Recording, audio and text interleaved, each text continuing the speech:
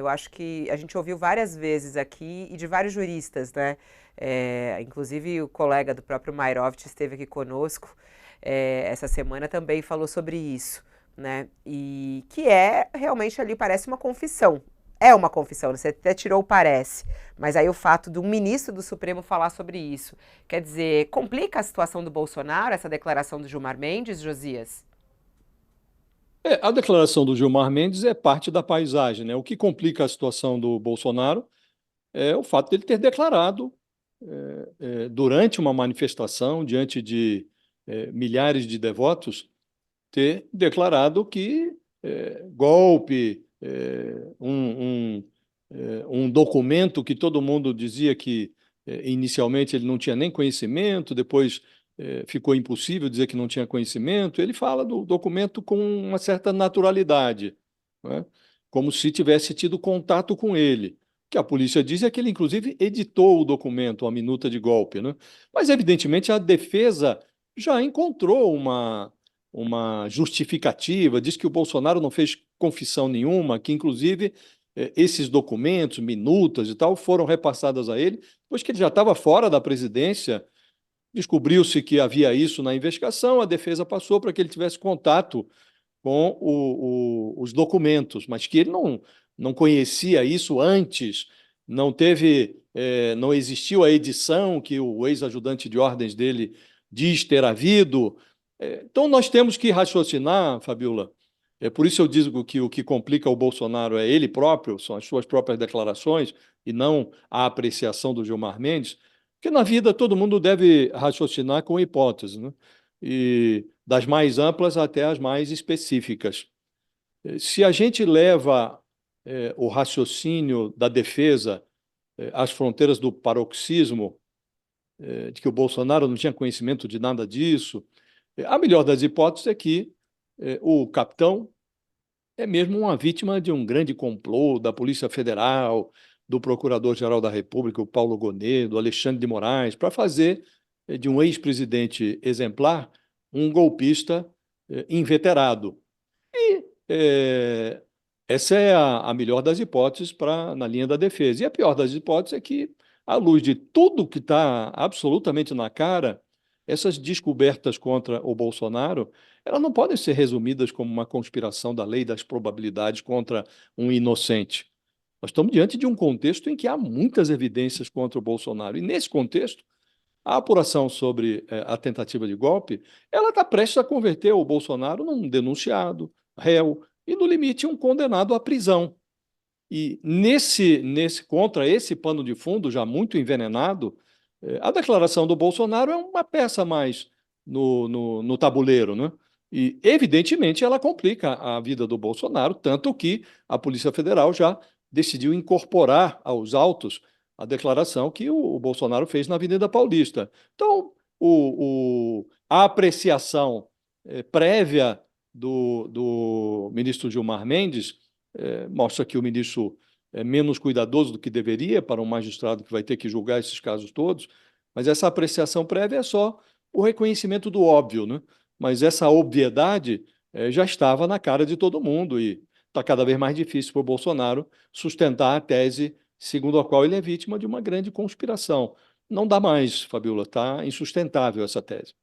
Você sabe que é muito do que está na nossa audiência aqui também, o pessoal falando, gente, mas é tão óbvio que ele falou, todo mundo estava falando, quer dizer, não foi nada revelador, né, o que Gilmar Mendes falou. O José Newton fala, olha, eu concordo com tudo que está sendo dito aí, correto, mas infelizmente estamos dormindo também em berço esplêndido, então é importante também ter essa palavra. O que você acha, hein, Sakamoto? Como é que você vê aí essa declaração de Gilmar Mendes e se isso já é um alerta aí a Bolsonaro? Tá desligado. Será que agora? Desculpa, eu deixei desligado para não atrapalhar os colegas. Então, o grande ponto dessa declaração do Bolsonaro é que essa declaração do Bolsonaro, muitos analistas ficam entre, puta, foi um escorregão do Bolsonaro ou foi uma estratégia. Eu acabo abraçando a ideia da estratégia porque é tão assintoso, na verdade, a declaração de você jogar e pegar o principal elemento material que conecta ele a todo caso e tentar discutir sobre esse elemento, né? Eu acabo vendo isso como uma estratégia. Ele está tentando simplesmente desmerecer aquela prova, né? Tirar a força daquela prova. Ele sabe que do ponto de vista jurídico isso não vai acontecer, é uma prova em conteste, né? Conecta ele materialmente ao golpe de Estado, né, como o mentor intelectual, um dos mentores intelectuais desse processo inteiro, só que ele tenta fazer isso para manter, né, a ascendência sobre os seus seguidores.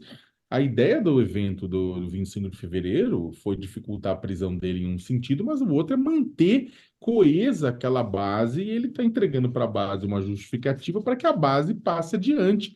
E aí, quando qualquer pessoa na conversa familiar discutir, olha, mas teve aquela minuta, aí vomita o que Bolsonaro falou como justificativa, como resposta. O Bolsonaro está fazendo isso, fez isso como um ato político para tentar manter a base dele e vacinar a base dele para que quando ela tiver informações, e a gente vai ouvir ainda falar muito dessa minuta de golpe, né, que a base dele fala, olha, então isso é uma grande mentira, o mito explicou para a gente que isso é uma grande mentira, né? Então é a grande vacina de Bolsonaro, né? Porque é o seguinte, o ponto aqui, é claro, se você for perguntar para analisar, eu acho que todo mundo concorda que seria de bom tom, é claro, o ministro Gilmar Mendes não tratar desse assunto e não, é claro, emitir opinião, né, a respeito disso. Aliás, acho que tem uma boa discussão para fazer a respeito sobre, e aí entra a própria imprensa e o jornalismo, né, sobre quais são os limites de uma. Porque, por exemplo, a ministra Rosa Weber não dava entrevista. Né, ela falava nos autos, né? Ela não falava nada, falava nos autos e ela evitava o máximo, né? E aí, a verdade é que muitas vezes o pessoal da imprensa ficava até de borocochô com a Rosa Weber e falava, pô, mas a Rosa não fala, etc e tal. E uma pessoa como o Gilmar, como era o Marco Aurélio, sabe?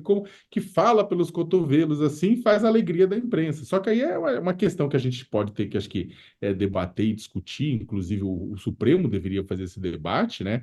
A respeito se determinadas declarações não podem, eu não vou nem dizer prejudicar processo, mas prejudicar a própria imagem da Suprema Corte, assim, né? Então, como é que fica essa relação com a imprensa, né? Com a relação mas ele tem que falar com a imprensa, tem que se colocar sim, mas de repente então colocar, olha, não fale nada sobre os autos, não fale nada sobre tudo que está, todos os processos que estão rolando. É claro que nós jornalistas vamos ficar tristes com isso, porque a gente gosta da informação que está vindo sobre os processos para a gente poder discutir e levar para vocês, né? Mas talvez seja essa uma das alternativas, né? De ter um grande acordo dentro do Supremo para que eles evitem falar sobre os temas que estão tramitando lá, nem do ponto de vista teórico, né? Falar só sobre outros assuntos, assim, amenidades, de certa forma. Mas o fato é que o que aconteceu, a gente de certa forma, mesmo que tenha sido uma estratégia bolsonarista, é uma estratégia que é uma confissão, né? Mostra que ele estava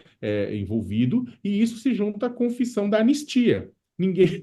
Aquilo é uma anistia que ele está pedindo para ele, não está pedindo para os pobres coitados do 8 de janeiro. Ele está pedindo para ele, né? Então, E o Gilmar falou disso também, né, o Sakamoto? Legal você lembrar exatamente. disso, que na frase dele ele disse: não faz o menor sentido esse pedido de anistia, porque foi algo mais grave que já aconteceu. É isso que eu ia emendar, ia falar que o Gilmar também jogou essa história aí e falou: olha, não faz sentido, e não faz mesmo, não faz sentido mesmo. É claro que é um comando para o bolsonarismo na Câmara dos Deputados e no Senado Federal para tentar aprovar uma anistia que, ao meu ver, não vai ser aprovada, né? Uma série de razões. Mas o fato é que houve duas confissões, a confissão da anistia e a confissão da minuta, em cima daquele trio elétrico.